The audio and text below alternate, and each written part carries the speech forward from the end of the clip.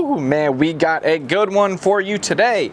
Now, excuse me for not uploading in a little while. I was pretty sick last week, but I'm feeling a lot better now. So what we got going on today, we have the dumper, my 1965 GMC 2500 that we have been working so hard on. We are going to get into wiring, and also we are going to get a first startup. I promise you this video will not end until this truck starts. So we got a bunch of wiring. Let's go ahead and get started. Oh. And now, you're watching the Alicia Keys Piano, Ludacris's Afro, Usher's Sweat, and Little John's Yeah channel of YouTube. Welcome to Bodevison. Hey, so what is up, and welcome, and thank you so much for joining me yet again on another video. So really quickly, before we get started, I wanted to remind you, if you are not subscribed to the channel and you like what you see, go ahead and hit that subscribe button for me. And also, if you could leave a comment on this video, you have no idea how much that helps me out when you guys are interacting, engaging, liking, commenting, and doing all of that stuff. So now, let's go ahead and get straight into the wiring. All right, so coming around back, we have the wire harness laid out right here. This is all from Easy Wiring. I know Painless Wiring also offers a kit. I've always used Easy Wiring because I think they are a really good product. So we have it laid out right here, and everything is kind of already branched off from the fuse box. This is the fuse box, obviously. This guy, everything here is going to be staying inside of the cab. So this is going to be for our gauges and whatnot for the inside of the cab. This is for on the ignition on the inside of the cab. This guy right here breaks off. This goes to the front. This is going to be all front lights, turn signal, left and right. Everything is labeled, as you can see right there, and also all of the sending units for oil pressure, coolant temp, everything for the front for the motor is going to be on this guy. Then coming over here, this is a little bit thinner because there are less sending units in the back, but we do have fuel in this guy. So I'm going to have to break off one of these inside of the cab itself, but then all of our rear brake lights, dome light is also in here, fuel pump is in here, left, right, brake, all of that stuff. So we got it all laid out, and to have an old vehicle with all new wiring from start to finish is a really good feeling. So let's go ahead and get it laid out. And besides the harness, we also have a couple big guys over here. So we have a big one going from the battery to the starter. We also have a big one for the alternator, a couple grounds. So all of this stuff is kind of just left over from other projects. As you're doing wiring a bunch, you know all that stuff adds up. And I'm gonna wanna put some braided looms on it, and this lighting is killing me. So let's just go ahead and get started. I gotta figure out a pass-through in the back right here, and that might go somewhere underneath the fuel cell. I have gauges on the way. I'm going to be putting the original gauge cluster and retrofit gauges on there to work, and I will get a lot more into this. I know a lot of people don't like wiring, but to be honest, it's not that bad because it's just a matter of running them. It's not a matter of figuring a whole bunch of things out when you have a really good kit. So let's get these things ran.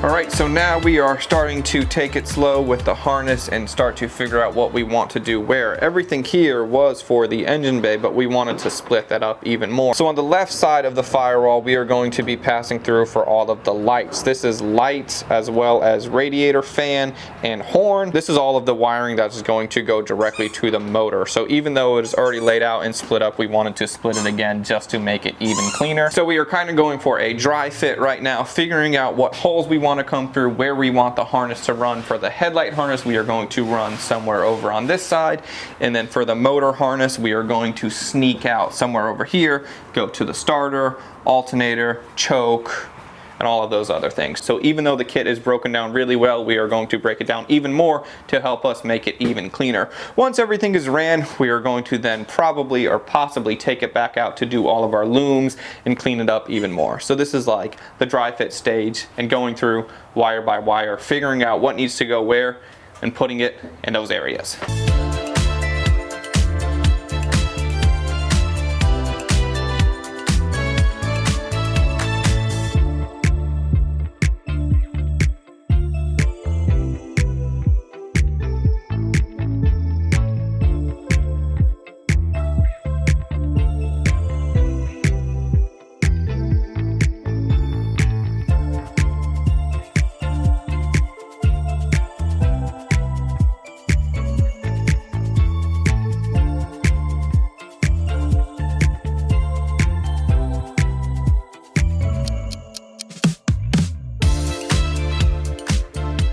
All right, so at this point we have everything looking good. We got a bunch of wires over here for the headlights. We got a bunch of wires over here for all of the sensors. I got the battery. The valve covers are off because I believed I over tightened my valves a little bit, so I just watched a video on how to make sure that that was okay, and it turns out I tightened them a little bit too much. But I mainly want to focus on the wiring and everything that I'm doing to help you out if you're doing anything similar. So the next thing that I want to turn my attention to is the OEM gauge cluster bezel. And so there's the little bezel right there. None of my gauges were working whatsoever. Maybe the speedometer would have worked because it was mechanical, but all of the electrical stuff wasn't working. So I went ahead and I ditched all that, and what we got right here is a brand new set of Dolphin gauges. These look really nice. I opted for the gold and the kind of off-white. I think this looks really good. So we got speedometer, oil pressure, fuel level, water temp, volts, and RPM. So now what I got to do is I have to make it work somehow. So I think mile per hour I'll put right there in that big one. I think RPM here will go in this big one. Now I have this area. I have one more big one, one small one, and a small. So two small ones and a big one. But we have 4 small ones. So what I need to do is figure out how I'm going to adapt all this stuff and make it work into this little bezel housing. And I think what I'm gonna do is I got the left side, I got the right side figured out. And something that's really cool with stuff like this is when it comes in the box, they actually give you templates. This is the size circle that I need from the box already. I don't know that they do that intentionally. So like I was saying, I need to figure out a way to make all of that work in the center, and I'm going to do that by using a sheet or a piece of ABS plastic. Let me just start working through the process, and then I'll talk about it along the way.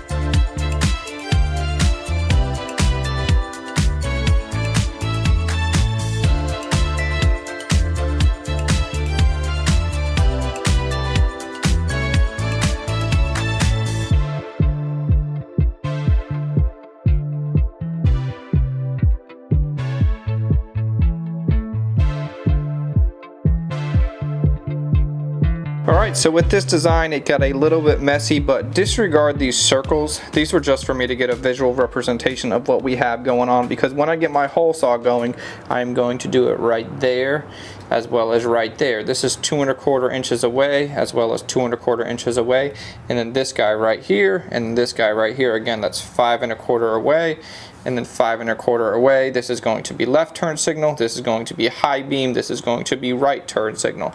And I liked using these for reference just so I can kind of see what's going on. All 4 in a row wouldn't happen, that's why I staggered it, but I think it is going to look cool with my little lights down here, the gauges over there. Then I can figure out maybe I want to do oil pressure, temp, volts, and fuel, or really whatever I want. It doesn't matter. As I'm placing them in there, I can figure that out. So I'm pretty happy with this design. And also another thing is I have a whole bunch of room to make another template if I wanted to, if I wasn't happy with that for any reason. So let's go ahead and get that cut out, cleaned up. Then I'm gonna have to run and get a hole saw. That's the correct size, and this is what the other side looks like. Super cool, nice, black textured ABS plastic. So let's get this cut out and see what we got.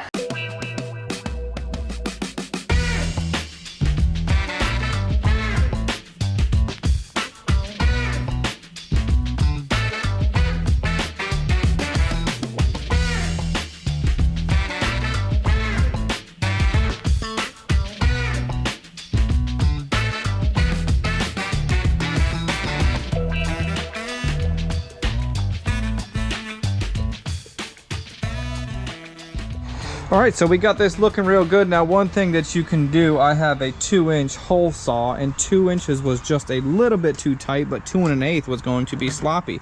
So I went ahead and I got a 2-inch hole saw, and as you can see right now, boom, super nice. So what I did was I put a little bit of sandpaper around my hole saw blade and just ran it in there for about 2 seconds, and it was perfect. As you can see, that is in there real nice. All right, let's keep moving.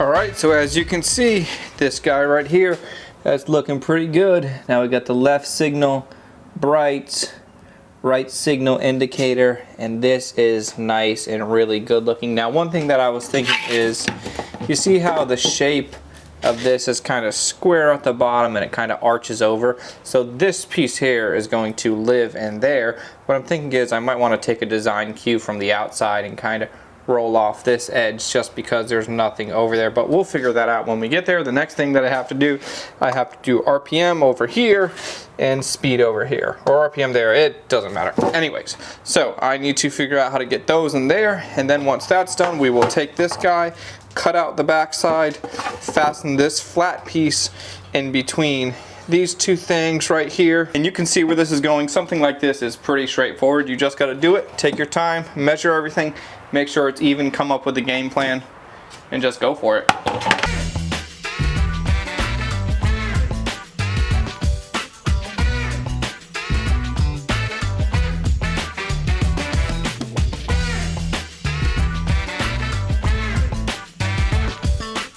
Alright, let's get a little test fit going. We got mile per hour.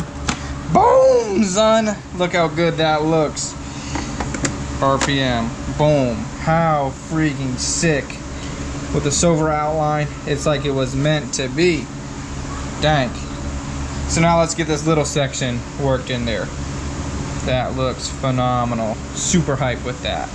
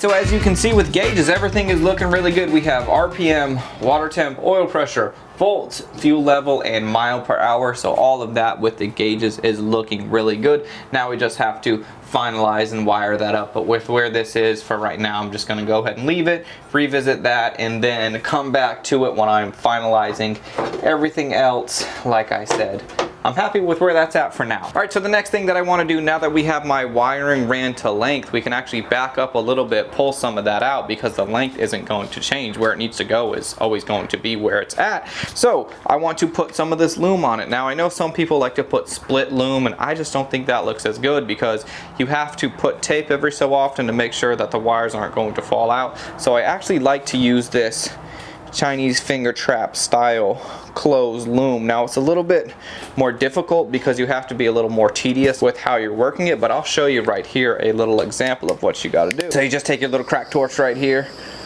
burn your edges so that way it doesn't get all frayed and whatnot. Just burn them a little bit, make it nice and fresh, and this is what you're going to do as you go a whole bunch of times. It's what I already did a whole bunch of times. Let me make sure all of my edges are good. This is just going to be an example for us right here. So let's just say this was your main wire coming down the way and you wanted to split it off into two different directions. For example, if you wanted it to continue forward with the headlight and then also move a different direction for the radiator fan, so to say. So these guys, you can make the Chinese finger trap style a little wider, run this loom into that loom, and run this loom as well into there, and then coming back with a piece of heat shrink over the entire thing is going to make it look real nice. I'll just do it. I mean, why not? Don't mind wasting a little piece so that way I can show you the method to the madness. So you'd have this heat shrink on there, go ahead and get that going. Now where our intersection is, You're going to want to slide the heat shrink over it. Now this might need to be a little bit larger if you have a lot of wires going through, but don't overcomplicate it. Do what you got to do. So now we have our intersection. Then we got our heat shrink going. There. That's all heat shrunk. So now if you had 4 wires coming from the firewall or coming from inside the cab, and then if you wanted to split the 4 wires off into 2 different directions, they can go like this, and that looks really nice, high quality. It's going to make your build look a lot better if you have it all in looms, and even with it being closed looms, you can have it kind of branch off in different directions if you think about everything that you're going to be doing. So you can do this as many times as you want. You can start with 6 wires, break off 2, come down a little bit further, break off 2, come down a little bit further, then 2 would be the rest of it. So you get what I'm saying. Enough talking about it, let's start doing it.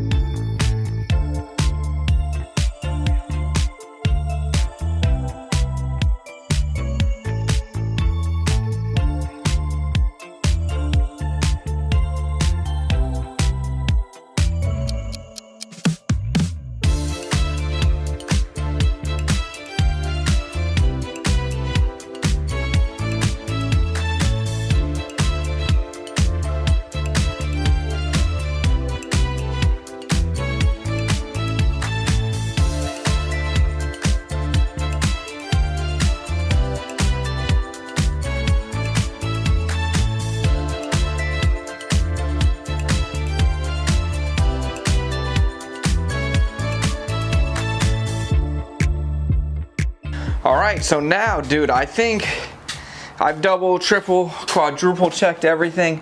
I think it's time, dude, to see if this thing is going to live. So something like this is a little bit nerve-wracking for me because I've never completely rebuilt a carburetor on top of a motor that I completely rebuilt from the ground up. So there's a lot of things that I could have done wrong, but I also like knowing at the end of the day, I'm pretty confident that I did all of my things correctly, where in reality, why would I trust somebody else's build with my rebuilt carburetor?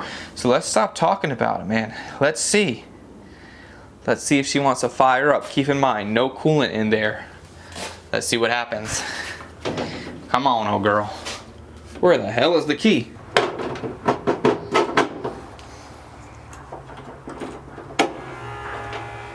Let's see.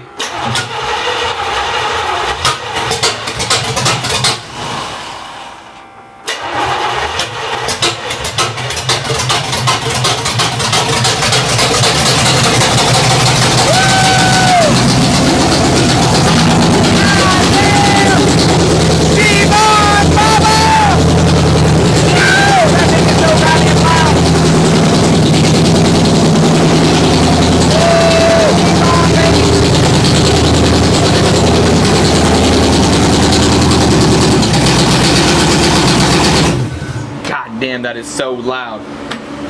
Woo-wee. That's so sick.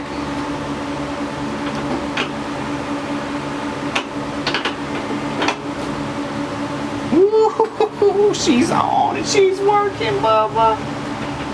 You have no idea. Well, maybe you do have an idea of how many things had to come together and work in unison in order for this thing to turn on. Now, one thing that you can do, since it's so loud, it's hard to tell what's going on at all. But one thing you can do is do a little burnt finger test. Oh yeah, that guy's hot. Oh yeah, she's hot. Oh, that was real hot. This is hot. Yep. It takes a second for your pain receptors to catch up. What I'm doing is I'm looking for ones that aren't as hot as the others to kind of feel like, to see if I got a misfire or not. I don't feel like this one's as hot. I'm able to be on there for a long time. Let me see. No big deal if we have a misfire or two. Maybe the valves just aren't right. I'll have to check to see if it's getting spark, but ultimately I'm trying to see if we were firing on all 8 cylinders, which we were. Maybe one down. But either way, man, for the first fire up, how freaking good. How good did this sound, man? That makes me so happy, man. That she's working. A lot of things had to come together for that thing to turn on, man. I know it might not seem like it for you, but I am hyped for this. So the truck, now I'm just trying to kind of get my thoughts together and gather what all needs to happen in order for me to drive down the road. So about 8 days ago, not last week, but at the end of the week before, I got the drive shaft dropped off. So I need to go ahead and call them. My alarm is going off so that way I can get my kid, she has to wait at the car pickup line. Don't care. So I had to get my drive shaft extended. So that should be done any day now. I got my bench seat being done. I cannot wait to see that. I have to pick that up in the next couple of days. So interior needs to be finalized. Obviously we don't have any coolant or anything in that going on. So I have a radiator, fan, shroud, and fan all on the way. That'll be here pretty soon. I'm trying to wrap my head around exhaust. This thing is so loud. I got the exhaust that I need to tackle, so I bought one of those universal exhaust kits that I've always have a good time welding together, so I'll get that welded up from start to finish as well, so that's pretty cool. I'm just trying to wrap my head around what all I need to do, because for the last week and a half that I've been working on the truck, I've been hyper focused on getting it to fire up, get it to start, get all the ignition wired up, and actually start this thing with a key. So the ignition is good. Gauges look pretty good. Truck fired up. It sounded freaking phenomenal. It's just real loud. And I don't think my neighbors want to hear open header Chevy small block coming from my acoustically small shop that it just sends all the volume over that way. And dude, I am excited. Also, do you guys saw the Grizzly toolbox that I got in the last video? Link for that will be down in the description below. I feel like I haven't been talking about how awesome this thing has been for me, but it's been really great working with a actual proper tool chest. Has been a game changer for me. I'm just kind of rambling on at this point. So we made it really far with wiring. Obviously there's more to do with getting the lights finalized. I don't even have lights for back here. The front lights I gotta do. There's just a lot of things that we still have to do to kind of tidy up some of the loose ends, but this thing fired up. The gauge is really cool. A lot of the things that I wanted to show you, we hit on, and I did show you, and I did tell you that this truck will fire up. And freaking the dumper, this thing was screaming. So I hope you're as excited as I am to see this truck get wrapped up. I also have 2 vehicles sitting on ice that are going to be really cool projects, and I cannot wait to show you those. So that's gonna be it for this one, you guys. Like this video, comment, subscribe, do all the stuff. You know what it is. I'll see you on the next one. I'm out.